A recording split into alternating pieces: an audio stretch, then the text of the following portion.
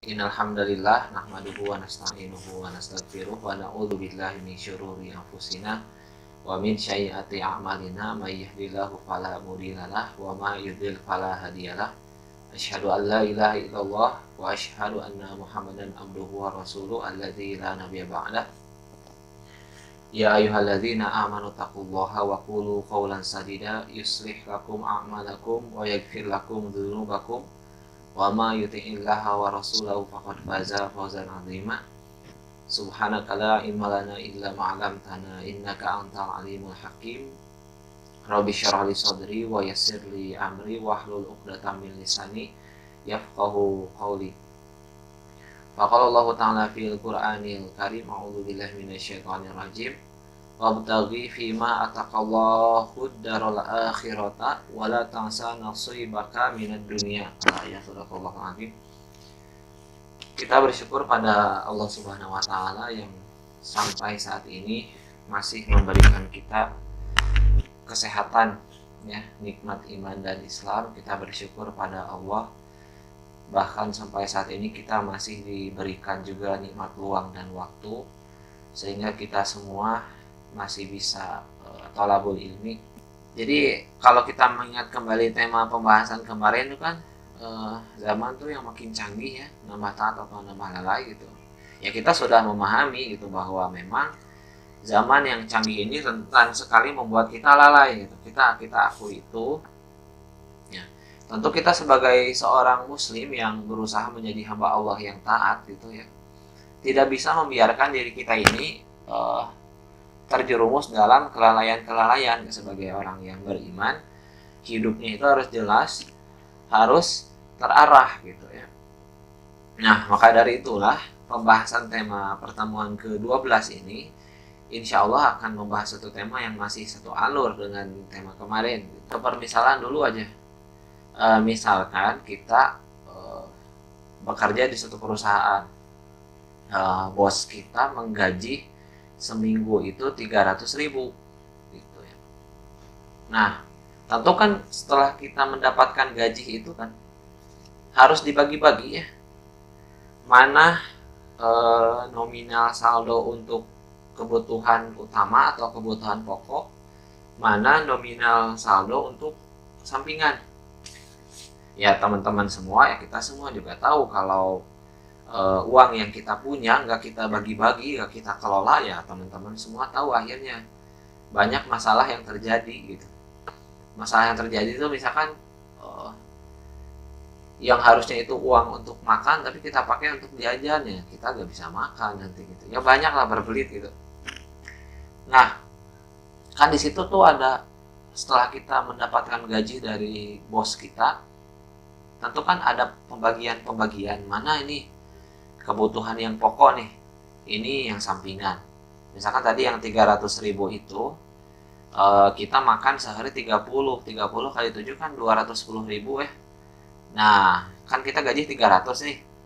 Berarti yang 210.000 itu untuk kebutuhan pokok, yang 90.000 itu ya bolehlah untuk saldo sampingan, untuk jajan, untuk jalan-jalan, ya kalau cukup gitu, ya. Pokoknya sampingan. Pokoknya di kehidupan kita tahu mana yang utama, mana yang sampingan. Nah, yang utama itu mana? Yang kebutuhan pokok kan yang utama. Yang sampingan yang mana? Ya yang 90.000 itu entah untuk jajan atau jalan-jalan gitu. Jadi gini, utama itu artinya yang wajib. Utama itu artinya yang harus. Utama itu artinya yang paling penting, atau utama itu artinya yang tidak bisa tidak. Jadi utama itu artinya ya harus gitu, wajib, yang paling penting, dan yang nggak bisa enggak gitu, memang wajib gitu, saking pokoknya kebutuhan itu.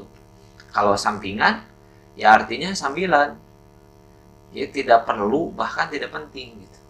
Untuk menentukan, untuk mendudukan mana yang utama, mana yang sampingan, kita harus tahu konsepnya dari dasar gitu. Soalnya kalau nggak tahu konsepnya, jadi nanti pas kita eksekusi di lapangan, maksudnya di kehidupan kita bingung. Jadi harus paham dulu konsepnya. Nah, Ini konsepnya ya, kita perhatikan sama-sama. Yang pertama itu menentukan tujuan gitu. Konsep pertama adalah menentukan tujuan.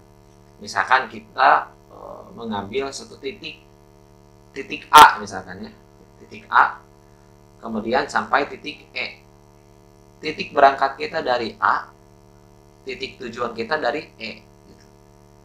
Nah, kalau A sebagai titik berangkat dan E sebagai titik tujuan, berarti B, C, D itu bukan tujuan utama. Karena yang namanya tujuan utama harus selalu yang paling ujung gitu. Ya, itu tujuan utama. Ya logikanya harus selalu paling ujung. Kalau tujuan utama tuh harus itu gitu, harus yang paling ujung. Kita bikin nggak yang titik utamanya itu E gitu. Nah, setelah menentukan, ini konsep yang kedua, setelah menentukan tujuan kita, kita memperhatikan persiapan apa saja yang menjadi perbekalan kita. Nah, jadi misalkan dalam perjalanan kita dari titik A menuju E itu, apa saja sih yang perlu dipersiapkan? Apa saja sih yang harus dibawa? Gitu ya. Yang harus dipersiapkan ya paling inti adalah waktu. Karena kalau kita gak punya waktu ya gak akan bisa berangkat gitu. Ya itu ya. Nah, atau misalkan berupa uang, perbekalan misalkan ya. Kemudian yang ketiga adalah menentukan batasan-batasan selama di perjalanan agar kita tidak bolor di perjalanan gitu. Jadi kita tuh lagi OTW, misalnya on the way ya, berangkat menuju titik E, agar perjalanan kita itu terarah, kita harus tahu batasan-batasan atau rambu-rambu atau istilahnya mah apa ya, jalur-jalur agar tujuan kita itu tercapai, agar tujuan kita maksudnya gini, agar kita itu sampai di tujuan di titik E itu gitu. Nah, batasan-batasannya ya jangan sampai kita terkecoh gitu. Dari asalnya kita mau ke titik yang E itu tujuan utamanya kita menyia-nyiakan kesempatan atau menyia-nyiakan waktu sehingga waktu kita itu terbuang sia-sia di perjalanan itu. Teman-teman silahkan lihat ya di Quran surat Al-Qasas ayat 77. Bunyinya kayak gini, a'udzubillahi minasyaitonirrajim. Wabtaghi fima ataqallaha huddarul akhirata wala tansa nasibaka minad dunya. Saya kutip yang saya kira ini bisa dibahas di pertemuan kali ini. Ini artinya. Dan carilah pahala negeri akhirat dengan apa yang telah dianugerahkan Allah kepadamu. Tetapi janganlah kamu lupakan bagianmu di dunia. Nah, menurut saya ayat ini saya rasa bisa dijadikan konsep landasan utama dalam kita menentukan mana yang utama dan mana yang sampingan. Nah, coba teman-teman simak, perhatikan di situ ada kata akhirat di situ ya. Ah, kalau kita menentukan titiknya, titik A ini adalah dunia, kita di dunia nih. Dan titik E-nya itu ya ini akhir, yang titik yang utamanya itu akhirat. Semua sepakat kan? Gak mungkin kita nentuin titik utamanya, wah kesuksesan kita, gak bisa, karena kita bakal meninggal. Kemudian kalau titik akhirat itu adalah tujuan utama, berarti sebelum akhirat itu maksudnya di kehidupan kita ini, apa yang kita punya, apa yang kita lalui, apa yang kita miliki itu hanyalah batu loncatan. Kalau dari permisalan tadi yang tadi mah itu hanya huruf B, C, D gitu. Bukan E gitu. Yang E-nya itu akhirat gitu. Nah, kemudian perhatikan juga coba di ayat itu ada kalimat apa yang telah dianugerahkan kepada kita. Ya. Dengan apa yang telah dianugerahkan Allah kepadamu. Yang menjadi pertanyaan, Allah menganugerahkan apa saja ke kita? Tentunya banyak. Ya. yang paling penting itu yang harus kita simak, yang harus kita perhatikan itu Allah Subhanahu wa Ta'ala itu menganugerahkan waktu kepada kita, perbekalan waktu. Kita punya usia yang terbatas ini, kita punya waktu gitu. Nah kita punya waktu yang terbatas, maka dari itu ini menjadi apa ya, perbekalan. Nah itu jadi yang dianugerahkan Allah kepada kita itu waktu misalkan ya. Kemudian ya yang ketiga itu Allah melarang kita jangan sampai kita lupa dengan bagian kita di dunia, kan? Tetapi janganlah kamu lupakan bagianmu di dunia. Yang pertama itu tadi Allah memerintahkan carilah pahala negeri akhirat ya. Ada kalimat akhirat di situ, kita jadi ini titik utama. Kemudian yang kedua untuk mencari pahala negeri akhirat itu dengan apa yang Allah anugerahkan kepadamu. Jadi kita kalau sudah menentukan titik utama itu akhirat, berarti apapun yang Allah anugerahkan di dunia ini, entah itu waktu, uang, tenaga, semua yang kita punya, itu kita harus curahkan untuk kehidupan kita nanti di negeri akhirat, untuk titik tujuan itu gitu, titik yang utama itu ya. Tetapi di akhir ayat ini Allah mengatakan, tetapi janganlah kamu lupakan bagianmu di dunia. Tapi walaupun tujuan kita akhirat, jangan lupakan bagian-bagian kita di dunia ya. Kalau kita menelaah di dalam tafsir Ibnu Katsir gitu kan, maksudnya apa sih bagian kita di dunia ini? Dalam tafsir Ibnu Katsir dikatakan gini, yakni yang dihalalkan Allah berupa makanan, minuman, pakaian, rumah, dan perkawinan, karena sesungguhnya engkau mempunyai kewajiban terhadap Tuhanmu, dan engkau mempunyai kewajiban terhadap dirimu sendiri, dan engkau mempunyai kewajiban terhadap keluargamu, dan engkau mempunyai kewajiban terhadap orang-orang yang bertamu kepadamu, maka tunaikanlah kewajiban itu kepada haknya masing-masing. Jadi bagian-bagian kita di dunia itu bukan berarti kita menjadikan alasan bahwa dunia itu ya sampingan ya, sambil ibadah ya, sambil senang-senang gitu. Ya boleh senang-senang, tapi jangan sampai itu di luar jalur gitu. Kalau kita lagi di perjalanan mah kita tuh tujuannya yang titik E itu gitu. Tapi pas di pertengahan jalan kita melihat ada tempat rekreasi misalkan, wah saya ke sana dulu sambil santai sambil ini. Ya boleh, tapi jangan sampai kita liburan-liburan tapi itu menghambat membuat waktu kita tuh bolor, jadi jadi sia-sia akhirnya waktu yang harusnya ditargetkan untuk sampai titik tujuan akhirnya terbuang begitu saja gitu. Nah, karena kita kebanyakan terjebak dalam poin ini, yaitu ya batasan-batasan apa saja yang agar kita tidak bolor gitu. Karena kita tuh terjebak, maksudnya kayak gini. Kita tuh udah tahu kita akan meninggal, kita tuh udah tahu kita akan bertemu dengan Allah, kita tuh tahu kita akan menghadapi hari perhitungan gitu. Bahkan sebelum itu kita akan ada di alam barzah dulu gitu, merasakan nikmat atau siksa kubur. Tapi kadang kita ini dilalaikan dengan dunia kita, dengan hal-hal yang sifatnya sampingan di dunia ini, sehingga menyia-nyiakan waktu kita gitu. Itu kebanyakan kita tuh terjebak di situ. Yang harusnya ini tujuan utama dikerjakan, tetapi kita banyak mengerjakan sampingan. Yang harusnya kita tuh hakikatnya ibadah itu mengabdi kepada Allah, tetapi kegiatan-kegiatan dunia kita gak nyambung dengan akhirat. Ini masalah yang harus kita perbaiki bersama. Kita harus mengakui bahwa kebanyakan di dunia ini kita ya gak nyambung. Contoh lah, misalkan kita tujuannya beli handphone untuk bisnis gitu. Tapi pas di pertengahan jalan kita tuh malah punya handphone itu untuk gaya-gayaan, untuk senang-senang, yang akhirnya bisnis gak jadi, senang-senang iya hasilnya apa? Nah itu yang menjadi masalah kita nih. Kita harus beresin bersama gitu. Kadang-kadang kita tuh beli sesuatu atau punya sesuatu gak nyambung dengan tujuannya gitu. Jangan sampai begitu.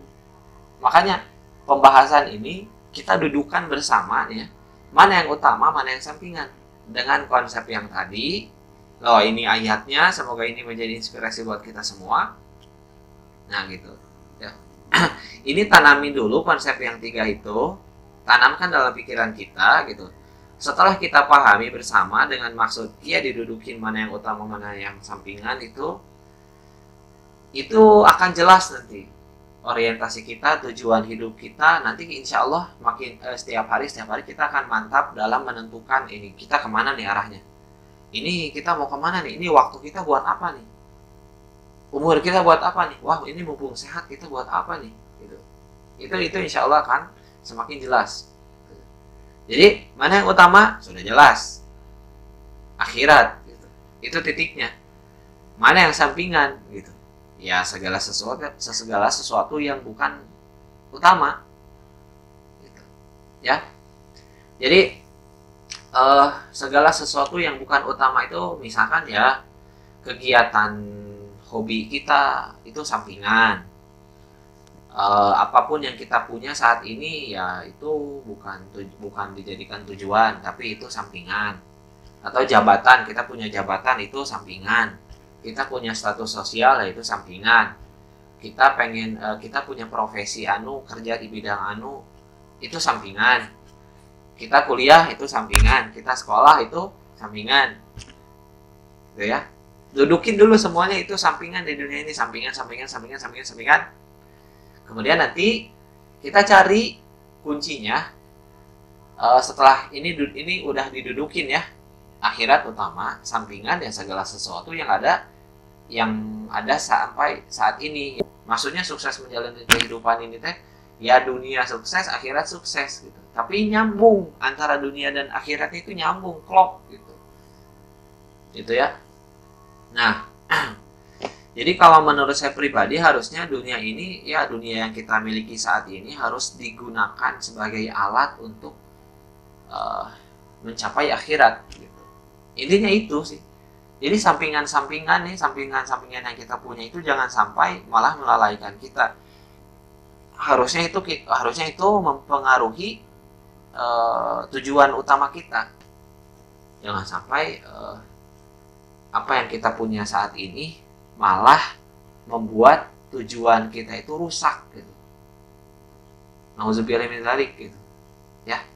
Mungkin itu saja teman-teman, sedikit singkat, padat, jelas.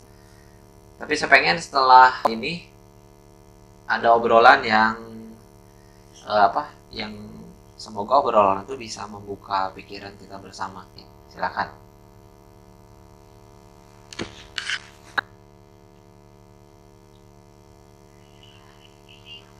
Boleh. Gimana?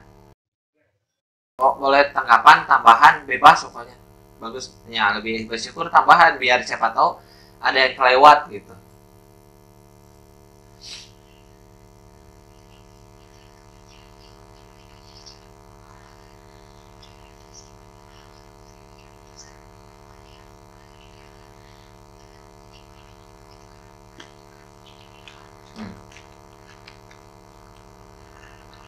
Tadi apa yang dibilang sama Kak Panji ya, kalau misalnya kadang kita tuh lupa gitu apa yang kita lakuin di dunia itu tujuannya bukan buat akhirat gitu, jadi buat dunia lagi. Jadi intinya kayak nggak akan bernilai apapun gitu Kak. Mungkin apa ya, Sani mau sharing sedikit aja gitu Kak, boleh gak? Boleh. Iya, jadi kalau misalnya kan sekarang lagi kuliah juga ya Kak. Nah, di lingkungan kampusan itu rata-rata mahasiswanya emang apa ya, punya target kayak misalnya pengen magang di perusahaan ini, pengen kerjanya di perusahaan ini, itu udah kayak ditargetin dari awal-awal gitu Kak.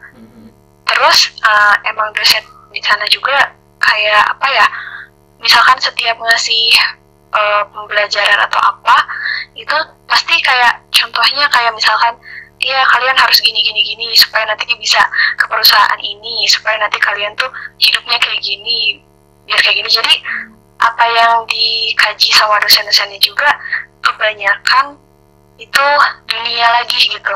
Jadi si mahasiswa teh pikirannya, oh iya saya teh harus pintar, saya teh harus punya nilai bagus, biar saya bisa kerja di perusahaan ini, biar kaya, biar punya uang banyak gitu kan. Jadi apa ya, kadang hal-hal tersebut juga ditanamkan dari orang-orang yang seharusnya, ya maksudnya kayak guru-guru kita sendiri gitu. Iya, iya, iya. Nah, tapi kadang ada juga sih dosen yang memang kayak apapun usaha kalian gitu, jangan misalkan di dunia itu nggak sesuai sama rencana kita, ya udah gitu, maksudnya jalanin aja gitu, toh ini juga cuma sebentar gitu.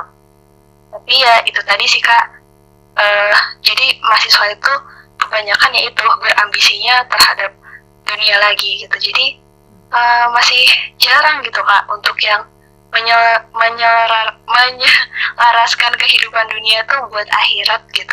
Ya. Nah, menurut Kak Panji, gimana nih Kak solusinya, atau mungkin dari Kak Panji sendiri bisa menanggapi gitu Kak? Ya. Gini, terusnya kita perlu dicatat dulu ya, yang paling penting kita nggak bisa mengusik atau ngatur-ngatur orang ya, maksudnya. Jadi yang akan saya sampaikan ini bukan kita menyalahkan orang-orang ya yang jadi mahasiswa atau mahasiswi gitu. Kita nggak seperti itu ya. Cuman gini, mungkin kalau agar kita ini cari titik aman ya, menurut kalau gini, menurut saya mah harusnya bolehlah kita punya tujuan apapun di dunia ini, kita pengen sukses apapun di dunia ini. Tapi menurut saya pribadi itu kayaknya kurang ramai kalau tujuan kita itu cuma untuk diri sendiri gitu.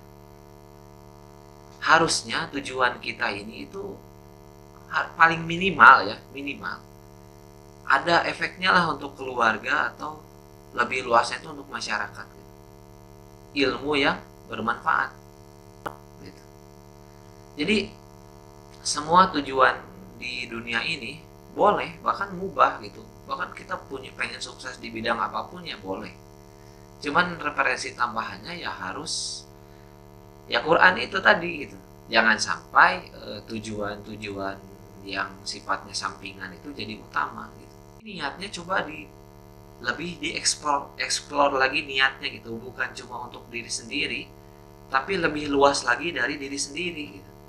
Misalkan saya pengen bikin usaha nih, wah saya pengen bikin usaha nantinya ada lapangan kerja ini bisa menolong orang-orang yang nggak punya orang-orang yang nggak punya pekerjaan, saya rekrut, nanti saya bikin sistem yang syar'i, misalkan ada kegiatan dakwahnya, kerjanya, kan itu lebih menyenangkan.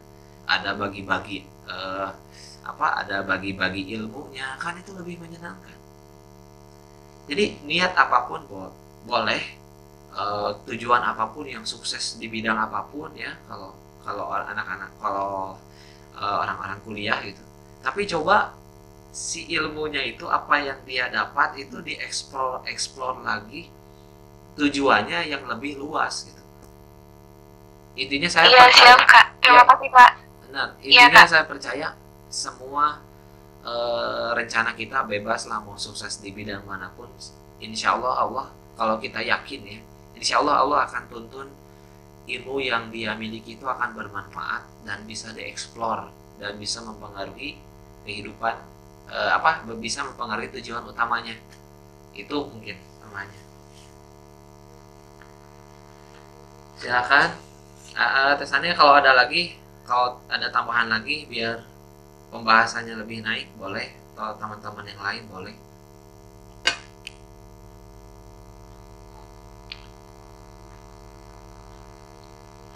Silma, izin menanggapi juga ya Kak. Ya. Kalau misalkan kita dari kecil itu sama orang tua kan, kalau misalkan diajarinnya juga apa sih tujuannya tuh nak, sebenarnya tujuan tujuan kamu tuh akhirat. Jadi sama orang tua tuh ditanamin penting bahwa tujuan kita itu sebenarnya kan akhirat gitu, bukan apa-apa lagi. Dan kalaupun kita pengen sukses boleh, tapi tetap tujuan kamu itu kesananya pasti akhirat. Apa yang ditanam dari awal itu jadi ngebikin apa ya, kita juga jadi berpikiran kayak gitu sih. Ya, Masya Allah. Betul. Apa yang kamu tuai tergantung apa yang kamu tanam gitu. Jadi memang dari kecil kita harus diajarkan, harusnya kita diajarkan orientasi yang jelas gitu. Itu memang betul. Jadi nanti hikmahnya kita nanti ke anak-anak jangan tanya, nah nanti kamu cita-cita mau jadi apa? Anak belum balik kok, anak belum bisa berpikir kok ditanyain cita-cita. Tapi nanti pas SMP rubah lagi cita-cita, SMA makin rubah, pas makin gede gak bisa nentuin pilihan hidupnya. Ini makin ngaco gitu. Soal orientasi itu kan sesuatu yang penting, harusnya titik utamanya logikanya kan yang paling akhir gitu, yang paling apa ya, yang paling akhir pokoknya titiknya harus itu gitu. Iya Kak, mau nambahin Kak sedikit. Boleh. Tadi kan cara menentukan tujuan ya, menentukan prioritas yang pertama itu adalah menentukan tujuan ya Kak.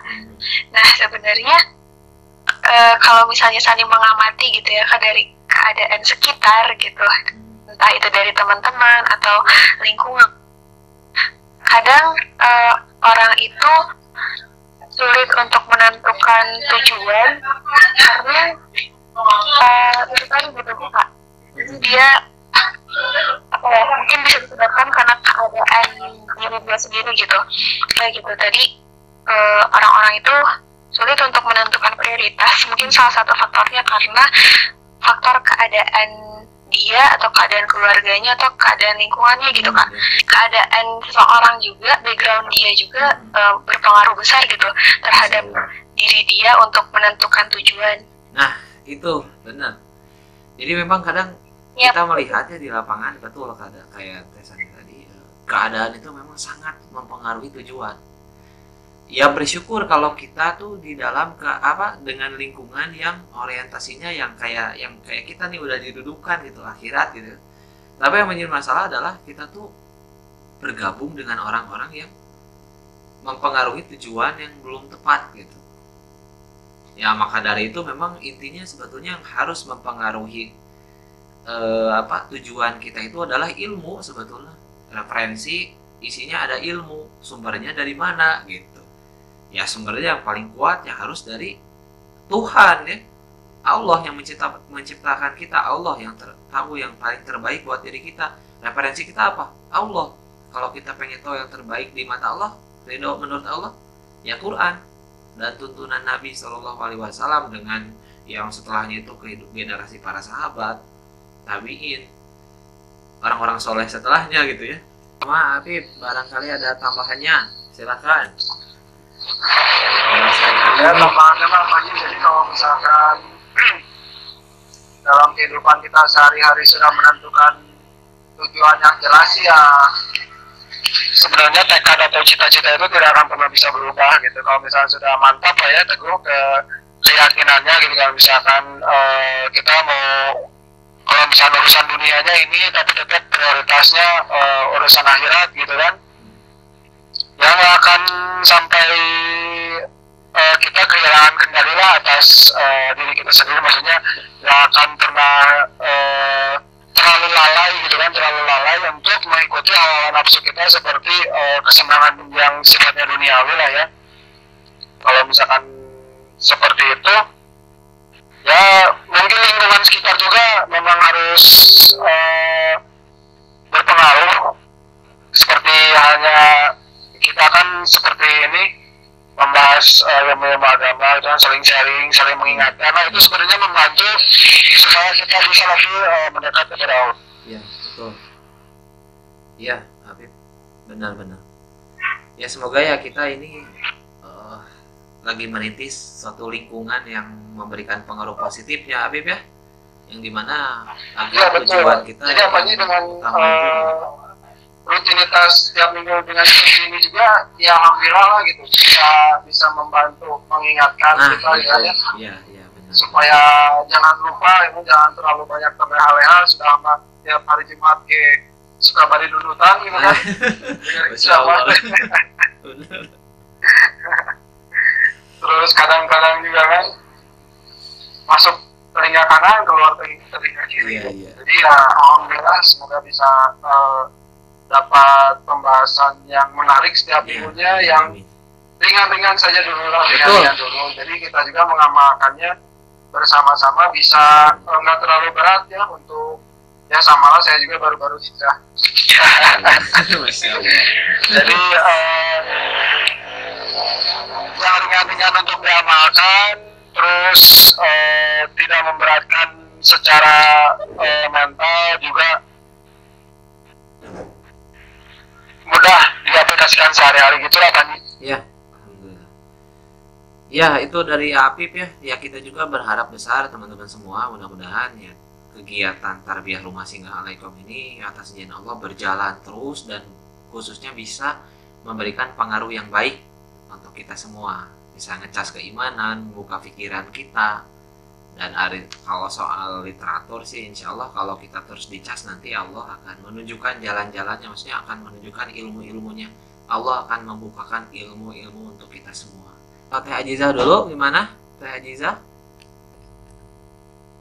Ya gimana kalau misalkan supaya supaya lebih banyak ilmu gitu, supaya yang lain-lainnya jadi kesampingan gitu, jadi yang utamanya ilmu gitu, gimana gitu Ya. supaya nggak banyak lalai gitu, gimana?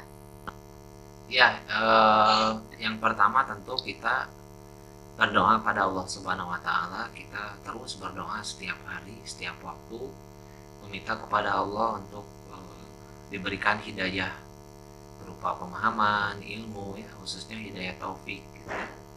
Karena hidayah taufik ini hidayah yang tingkatannya itu yang paling tinggi gitu. Maksudnya di dalam hidayah taufik itu ada rahmat Allah tercurah di situ.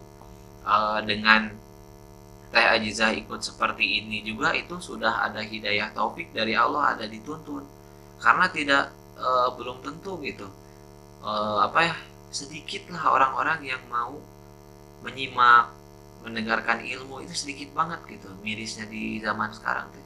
Ya alhamdulillah Teh Ajizah dan kita semua yang hadir di sini dan teman-teman yang tidak sempat hadir juga insya Allah termasuk orang-orang yang butuh ilmu, haus ilmu. Insya Allah seiring kita terus belajar gitu ya, jangan takut gitu, pasti nantinya kita akan semakin ketagihan kan.